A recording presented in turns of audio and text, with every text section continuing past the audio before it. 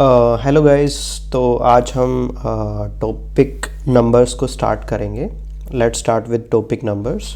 ये एसएससी में इस टॉपिक से ज़रूर क्वेश्चंस आते हैं in most of the exams in which SSC conducts और एनी अदर गवर्नमेंट एग्ज़ाम्स। तो इससे क्वेश्चन ज़रूर आते हैं किसी भी गवर्नमेंट एग्ज़ाम्स में। तो सबसे पहले हम देखते हैं type of numbers. Okay, so type of numbers सबसे पहले है natural numbers. Natural numbers starts with one होता है इसमें 2, 3, 4, 5, 6 and it goes up to infinity. Positive infinity की तरफ जाता है ये, ठीक है। और इस जो नेचुरल नंबर्स होते हैं इसमें नेगेटिव नंबर्स इंक्लूड नहीं होते हैं और ज़ीरो भी इंक्लूड नहीं होते हैं। और अगर इसी नेचुरल नंबर्स में अगर हम ज़ीरो इंक्लूड करते हैं, zero, then 1, then 2, then 3, then 4, then 5, it goes up to positive infinity, तो इसको हम होल नंबर्स बोलते हैं। तो नेचुरल नंबर्स और होल नंबर्स में क्या डिफरेंस रहता है? सिर्फ ज़ीरो का डिफरेंस रहता है, ठीक है। फिर इसके बाद हम ऑड नंबर्स पे आते हैं। Odd number starts with 1 is the smallest odd number, then we have 3, 5, 7, 9 and it goes up to positive infinity. इसके अंदर भी हम नेगेटिव वाले -1, -3, -5 इस टाइप के नंबर्स नहीं लेते हैं ऑड नंबर्स में, ठीक है। और अगर हम इंटीजर्स की बात करें तो ये नेगेटिव इन्फिनिटी से स्टार्ट होके dot dot -5, -3, let's say -4 as well, -3, -2, -1, 0, 1, 2, 3 और ये भी पॉजिटिव इन्फिनिटी तक जाते हैं। तो अगर हम इंटीजर्स की बात करें तो ये नेगेटिव इन्फिनिटी और ये जो ज़ीरो तक की चीज़ें हैं ना, ये भी इसमें इंक्लूडेड रहती हैं, ठीक है। तो इसके बाद हम प्राइम नंबर्स पे आते हैं। प्राइम नंबर्स वो नंबर होते हैं जिनका एक तो वन फैक्टर होता है, वन इज़ द फैक्टर, और दूसरा इटसेल्फ। तो ये दोनों इसके फैक्टर्स होते हैं, एक तो वन फैक्टर होता है और दूसरा इटसेल्फ फैक्टर होता है इसका। लेट्स सी 2, 3, 5 देन 7, बट इसमें 9 नहीं होता है और 1 भी नहीं होता है। 1 is neither prime nor composite, तो इसमें 1 नहीं होता है। और इसमें अगर हम 9 देखेंगे तो 9 का फैक्टर 3 होता है, और 1 हो गया 9 का फैक्टर, 3 हो गया और 9 हो गया, तो हम इसमें 9 कंसीडर नहीं करेंगे। उसके बाद हम 11 पे चले जाएंगे और फिर 11 के बाद 13 आएगा। 15 का अगर आप देखेंगे तो 3 और 5 दोनों फैक्टर्स होते हैं, 15 भी इंक्लूडेड नहीं होता, और 17। तो ऐसे ऐसे करके हमारे पास प्राइम फैक्टर्स होते हैं। तो अभी दो स्टेटमेंट्स मैं आपको बताने जा रहा हूँ, वो काफ़ी इम्पोर्टेंट हैं, काफ़ी बार क्वेश्चंस में पूछ ली जाती है। तो which is the smallest prime number? सबसे छोटा प्राइम नंबर कौन सा है? सो ये मैंने डेफिनेशन के लिए बताया था, तो don't confuse it with these numbers. तो स्मॉलेस्ट प्राइम नंबर कौन सा है? स्मॉलेस्ट प्राइम नंबर इज 2, ठीक है। इसके ऊपर काफ़ी क्वेश्चंस बन जाते हैं एग्जाम्स में, तो ये रिमेंबर करना थोड़ा ज़रूरी रहता है। और which is the only even prime number? सिर्फ एक ही नंबर है जो इवन है और प्राइम भी है, वो भी अगेन 2 है। इसके ऊपर भी काफ़ी बार क्वेश्चंस बन जाते हैं। सो जब हम इस थ्योरी के बाद क्वेश्चंस प्रैक्टिस करेंगे तब हम उसमें ये सब चीज़ें देखेंगे। तो इसके बाद हम आते हैं मोर टाइप ऑफ नंबर्स। तो इसमें आते हैं को प्राइम नंबर्स। अगर हम देखें number which is 8 and number which is 15, तो 8 के फैक्टर्स क्या क्या हैं? एक तो फैक्टर 1 है, एक इसका फैक्टर 2 है, एक 4 है और एक 8 है। और अगर हम 15 के फैक्टर्स देखें तो 1, 3, 5 और 15 भी इसका फैक्टर है। तो हम इन दोनों में, ये भी कंपोजिट नंबर है 8, क्योंकि इसके 2 से ज़्यादा फैक्टर हैं, 1 एंड इटसेल्फ, तो 2 से ज़्यादा फैक्टर्स हैं इसके। और 15 के भी 2 से ज़्यादा फैक्टर्स हैं, इसके भी 4 फैक्टर्स हैं। तो इनमें सिर्फ कॉमन फैक्टर 1 है और इसमें भी कॉमन फैक्टर 1 है। तो अगर हम देख पा रहे हैं यहाँ पे दोनों में सिर्फ कॉमन फैक्टर 1 है, तो हम इन दोनों नंबर्स को को प्राइम नंबर्स बोलते हैं कि आपस में इनका फैक्टर कोई भी कॉमन नहीं है 1 के अलावा। तो इसके बाद कंपोजिट नंबर्स वो नंबर होते हैं जिनके 2 से ज़्यादा फैक्टर्स होते हैं। एक तो सभी का होता है, एक इटसेल्फ, हाँ इटसेल्फ, ठीक है। एक होता है, एक इटसेल्फ होता है, और उसके अलावा भी इनके एक फैक्टर और हो सकता है, या 2 हो सकते हैं, या 5 7 जितने भी 6 फैक्टर्स, कितने भी फैक्टर्स हो सकते हैं। Let's say take example of 21, ठीक है। 21 के क्या क्या फैक्टर्स होंगे? 1 फैक्टर होएगा इसका, 3 फैक्टर होएगा, 7 फैक्टर होएगा और 21 फैक्टर होएगा। तो इसके 4 फैक्टर्स हैं, तो हम इसको कंपोजिट नंबर बोलेंगे। और एक बात मैं बता दूं कि जो कंपोजिट नंबर्स होते हैं, odd numbers can also be composite numbers. कुछ बच्चे जो स्टार्टिंग में प्रिपरेशन स्टार्ट करते हैं तो वो कंफ्यूज कर जाते हैं between the type of numbers. और रेशनल नंबर्स क्या होते हैं? जिनको हम p/q की फॉर्म में डिनोट करते हैं। और अगर मैं लिखूं यहाँ पे 7/9, तो ये p/q की फॉर्म में है और ये रेशनल नंबर है। और अगर मैं 4/2 लिखूं तो which is equal to 2, then again इसको 2/1 लिख सकते हैं। ये भी रेशनल नंबर है, ये भी रेशनल नंबर है। बट इरेशनल नंबर वो होते हैं जिनको हम p/q की फॉर्म में नहीं लिख सकते। तो इरेशनल नंबर काफ़ी कॉमन सा एक इरेशनल नंबर है विच इज़ पाई, ठीक है।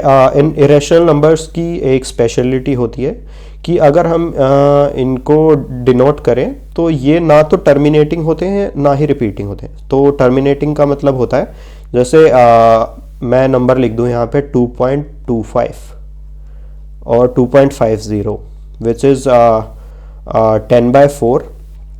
तो अगर इसको डिवाइड करेंगे तो 2.50 आएगा। तो ये यहाँ पे टर्मिनेट हो गया है नंबर, डेसिमल के बाद 2 प्लेसेस के बाद ये नंबर टर्मिनेट हो गया है। तो ये जो इरेशनल नंबर्स होते हैं ये टर्मिनेट नहीं होते हैं। अगर आप इनको डिवाइड करते रहो तो ये डिवाइड भी होते रहेंगे और खुद को रिपीट भी नहीं करेंगे। तो पहले मैं रिपीटिंग का एग्जांपल दे देता हूँ, जैसे 5 5 5 5। तो ये टर्मिनेट तो नहीं हो रहा है पर रिपीट होना स्टार्ट हो गया है। तो इसको भी हम p/q की फॉर्म में लिख सकते हैं। थोड़ा सा एडवांस मैथ है, उसको कैलकुलेट करके हम p/q की फॉर्म में लिख सकते हैं। तो ये रिपीट होना स्टार्ट हो गया 5 5 5 5 5। तो ये रैशनल नंबर है। तो इरेशनल नंबर्स ना तो टर्मिनेट होते हैं ना रिपीट होते हैं। तो लेट्स से 5 6 3 4 1 2 4 8 5 6 2 3 और ये ऐसे चलता ही जाता है। तो वो इरेशनल नंबर्स होते हैं और वो ना तो टर्मिनेट होते हैं और ना ही खुद को रिपीट करते हैं, ठीक है। इसके बाद आते हैं रियल नंबर्स वो नंबर्स होते हैं जिनको कि हम नंबर लाइन, लेट्स से ये नंबर लाइन है, ठीक है। तो यहाँ पे पॉजिटिव इन्फिनिटी जा रहा है, यहाँ पे नेगेटिव इन्फिनिटी जा रहा है और यहाँ पे 0 है। तो इस नंबर लाइन पे जितने भी नंबर्स होते हैं वो सब रियल नंबर्स होते हैं। 2 यहाँ पे जैसे 3/2 आ रहा है विच इज़ 1.5। और जितने भी रेशनल नंबर्स थे, इरेशनल नंबर्स थे, ऑल आर रियल नंबर्स, ठीक है। फिर अगर हम कॉम्प्लेक्स नंबर्स की बात करें तो complex numbers are those numbers जो कि उनमें एक तो रियल पार्ट होता है, जैसे 5 + 4i। इनको हम इस फॉर्म में रिप्रेजेंट करते हैं। और अगर इसको हम बात करें तो ये इनका रियल पार्ट है और ये इनका इमेजिनरी पार्ट है,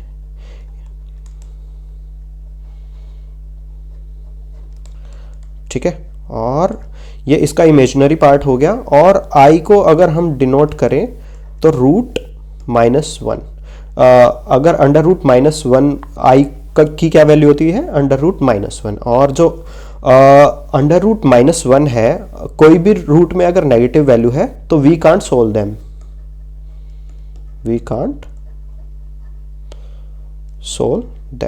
ठीक है।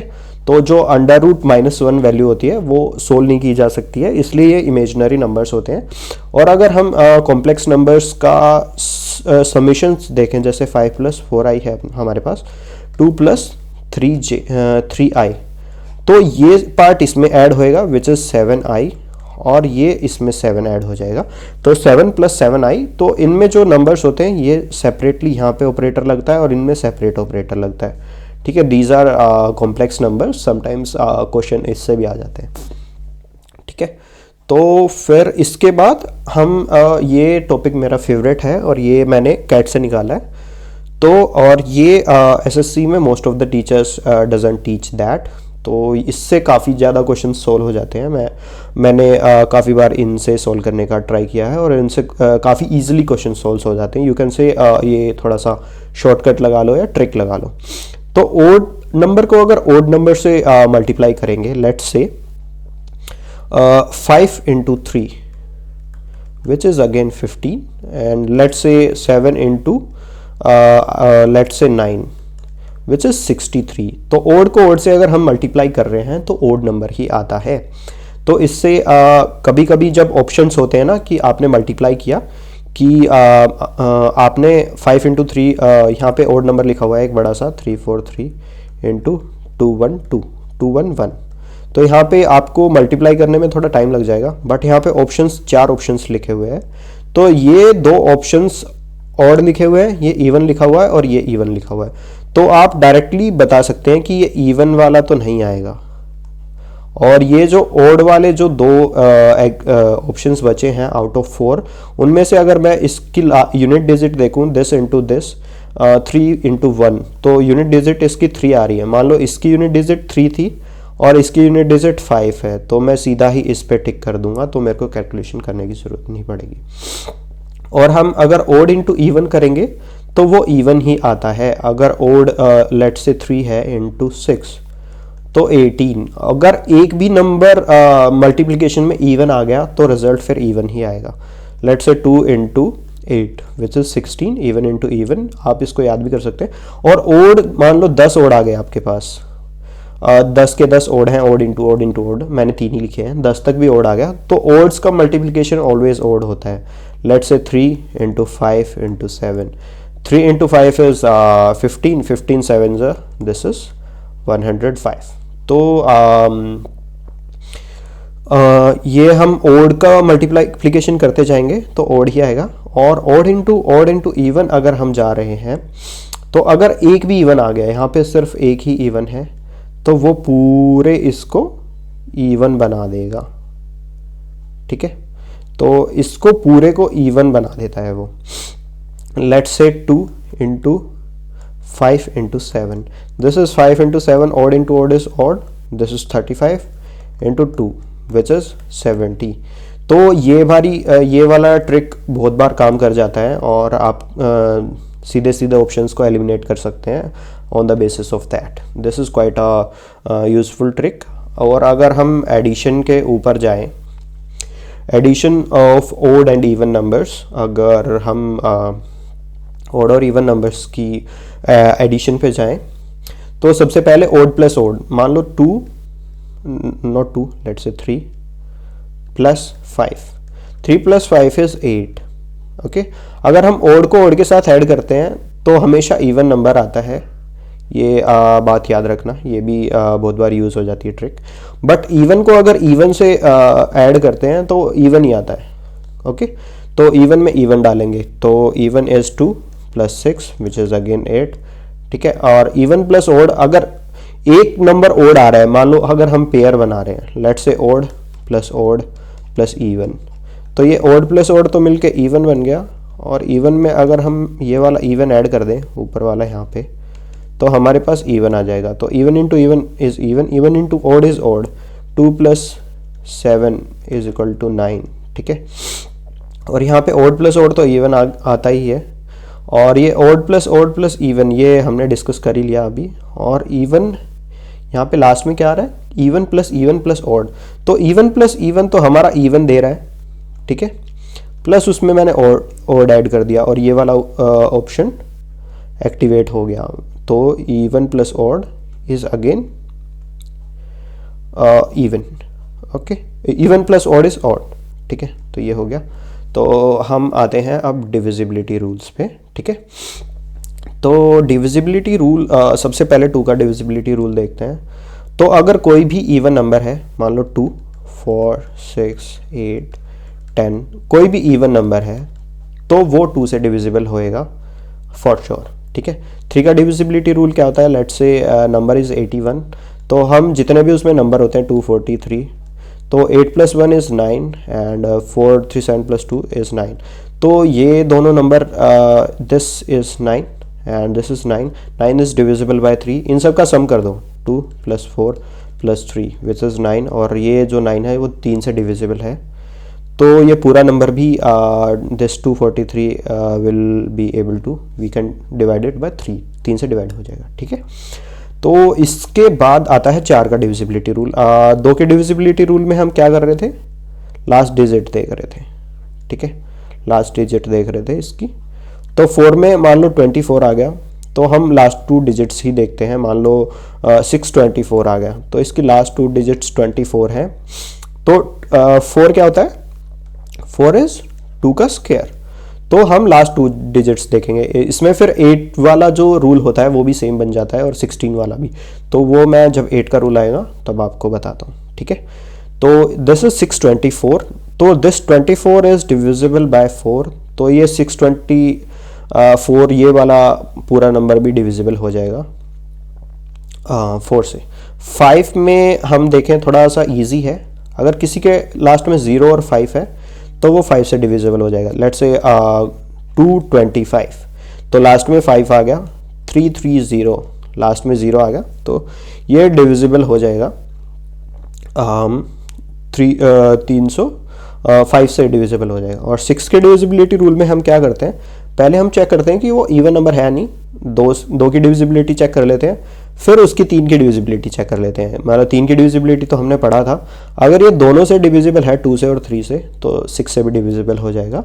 इन द सेम वे अगर हमें कोई बड़ा नंबर है, लेट्स से 15, तो 15 का नहीं पता, तो इसके प्राइम फैक्टर्स क्या क्या हैं, 3 है इसका प्राइम फैक्टर और 5 है इसका प्राइम फैक्टर, ठीक है। इन दोनों से चेक कर लो, 3 से भी चेक कर लो और 5 से भी चेक कर लो, अगर इन दोनों से डिविजिबल है तो 15 से भी डिविजिबल हो जाएगा। लेट्स से और कोई नंबर लेते हैं 21, तो 21 के प्राइम फैक्टर्स हो गए 3 एंड 7, 7 से चेक 3 से चेक कर लो, 7 से चेक कर लो, अगर दोनों से डिविजिबल है तो फिर 21 से भी डिविजिबल हो जाएगा, ठीक है।